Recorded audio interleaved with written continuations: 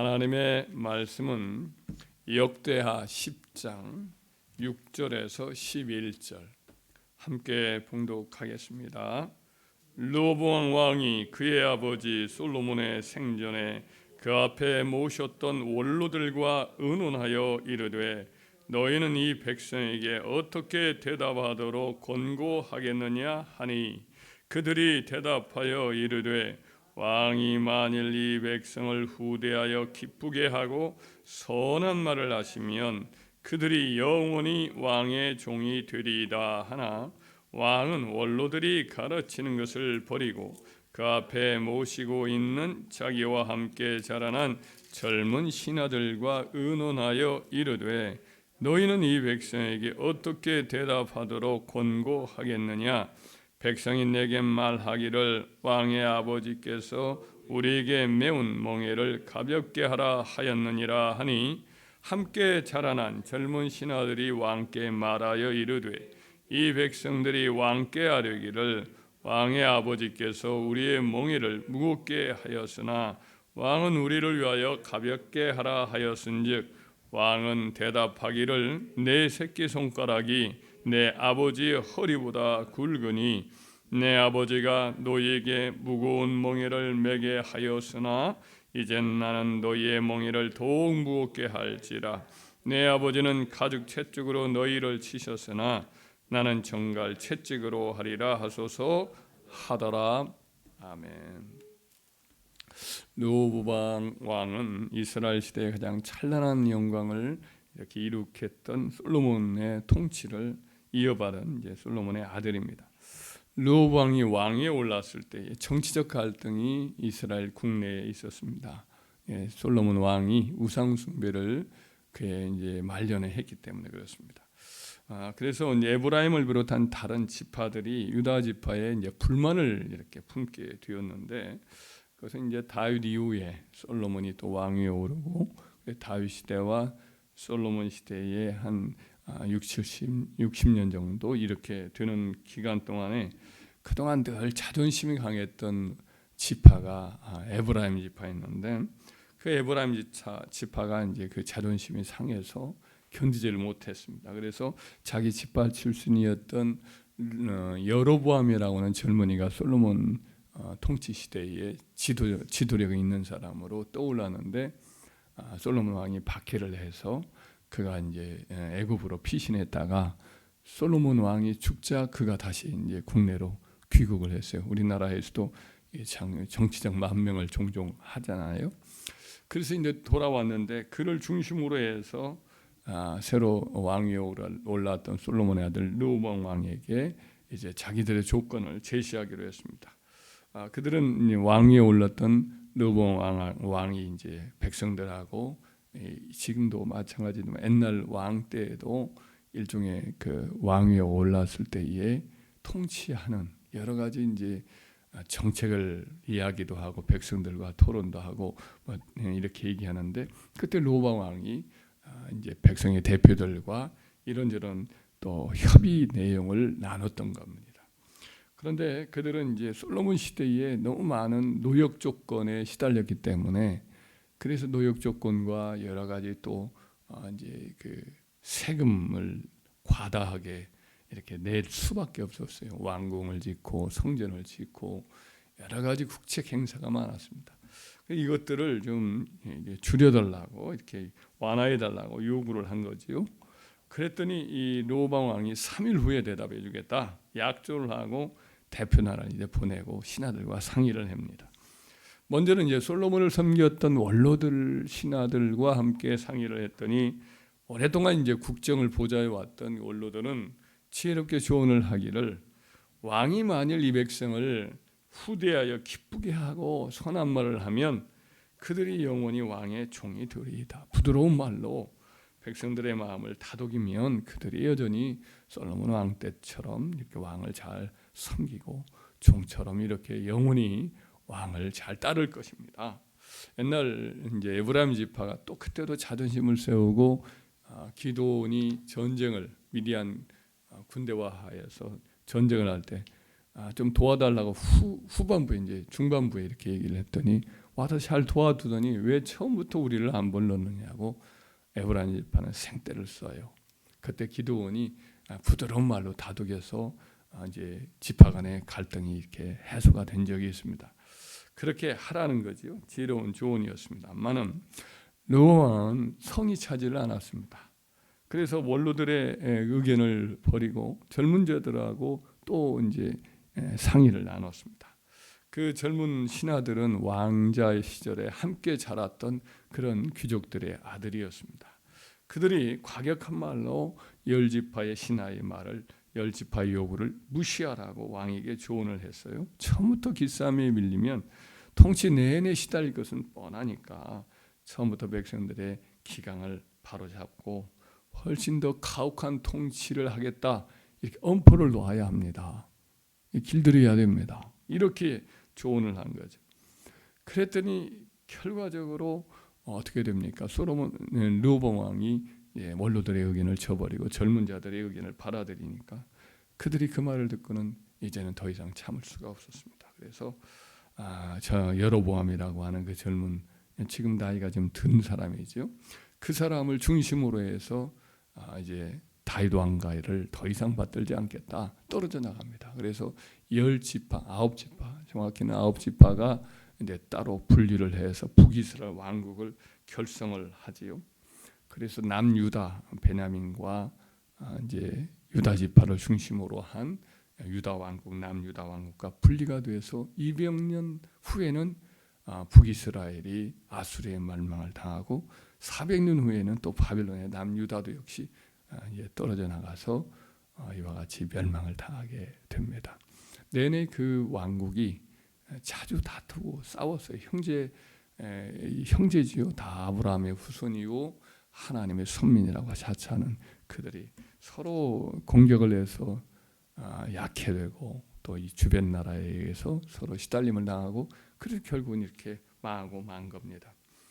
바로 이 남북 왕국으로 나누게 된 결정적 계기가 바로 르호보암 왕 때에 백성들과 나눴던 협상에서 뼈아픈 판단을 잘못한 이 까닭에 이와 같이 되었습니다. 다윗 왕과 남 왕국의 쇠약함의 직접적인 원인이 이것이 되었던 거죠. 왕이 지혜로웠다고 한다면 결과가 달라질 수도 있었을 것입니다. 모든 공동체의 지도자들은 이와 같이 어떤 결정을 해야 될 때가 있어요. 그럴 때 그 결정에 의해서 그 공동체의 명운이 달라질 수가 있습니다.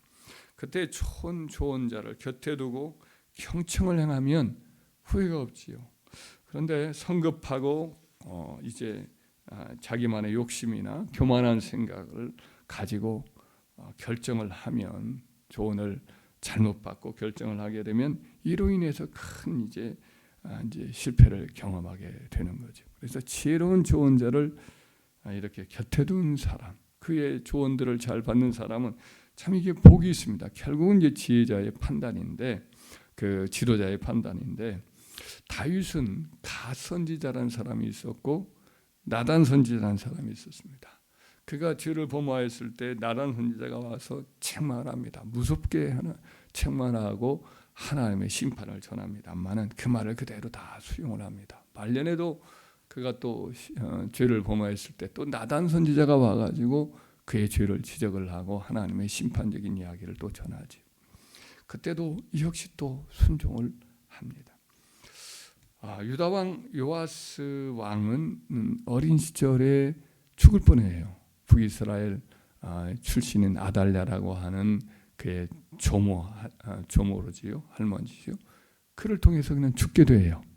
그런데 여호야다라고 하는 대제사장이 그를 살려줘서 성전에서 숨어 있다가 제사장들의 도움으로 결국은 이제 도움을 받고 7살에 왕위에 올라서 그 잘 지리를 합니다. 그에게 이제 여러 또 이 좋은 아내도 얻어주고 국정을 도와주었던 여호야다라고 하는 그 대제사장의 살아있는 동안에는 잘 이렇게 국정이 이루어졌어요.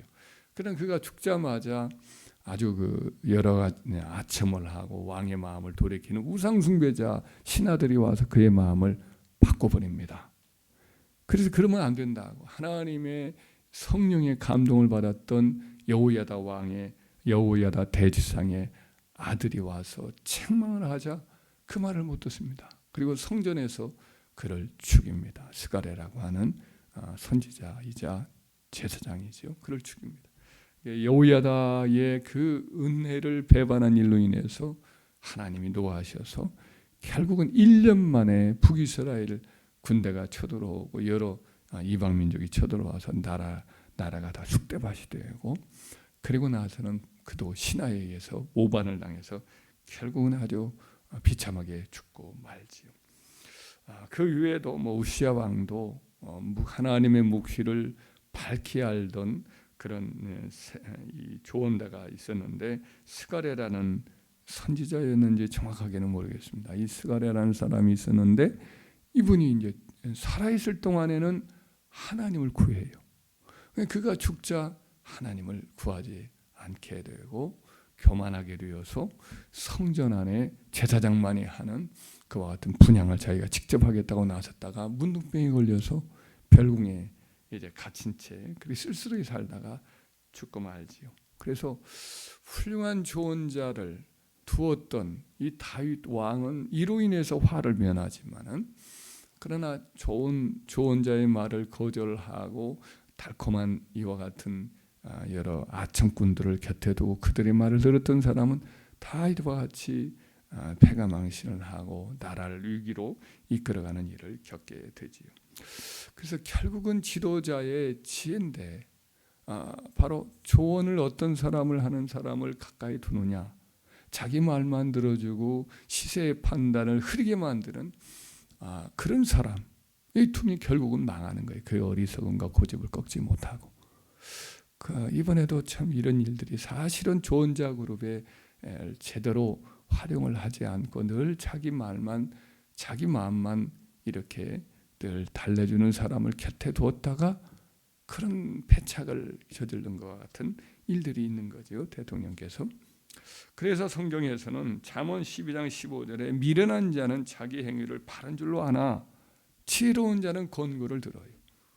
이 잠언 12장 15절에 그렇지. 지혜로운 자는 이렇게 다른 사람 말을 잘 듣고 청종을 하지. 잠언 28장 23절에 사람을 경책하는 자는 혀로 아첨하는 자보다 나중에 더욱 사랑을 받느니라. 잘못을 해요. 지금 망하는 길로 가요. 그 사람에 대해서 꾸짖고 그러면 안 된다고 그렇게 하는 사람이 결국에는 어때요? 이제 나중에는 사랑을 받지요. 이번에도 보면 그런 것을 보게 됩니다. 이 잠언 27장 6절에도 그렇죠. 친구의 아픈 책망은 충직으로 말미암은 것이나 원수의 잦은 입맞춤은 거짓으로 난 것이니라. 이런 말씀도 있습니다. 그래서 우리는 어떻게 해야 되느냐? 우리 본인의 판단도 잘해야 되죠. 근데 이 판단을 할 때에 내가 원하는 것을 말해주는 사람만 가까이하면 됩니다. 우리에 대해서 잘 알고 있으면서 잘못한 것 이런 것들을 꾸짖는 그런 사람을 가까이하고 그 말을 잘 곱씹어서 듣는, 이것이 지혜로운 사람이에요. 간교한 자, 탐욕스러운 자, 은혜를 원수로 갚는 자, 하나님을 전혀 두려워하지 않는 사람, 이런 사람은 가까이 하면 이 결과가 좋지를 못합니다. 우리는 훌륭한 신앙, 고결한 인격, 성실한 삶, 지혜로운 판단력을 가진 사람들을 우리 곁에 두고 이런 사람들을 우리 인생의 조언자로 늘 가까이 해야 할 줄 믿습니다.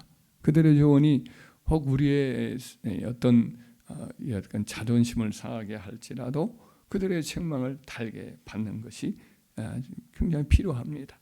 그럴진데 우리 잘못된 길로 갈 때 우리를 바로잡아 줄 것이고, 많은 길로 갈 때 돌이켜 멈추고 돌아오게 할 것이고, 우리가 그런 책망을 들을 때 교만이 낮아지게 되고, 그래서 화를 면하게 되고, 필요한 지침, 지혜 그들로부터 얻어서 우리의 삶의 축복과 은혜의 길로 가게 되는 줄 믿습니다.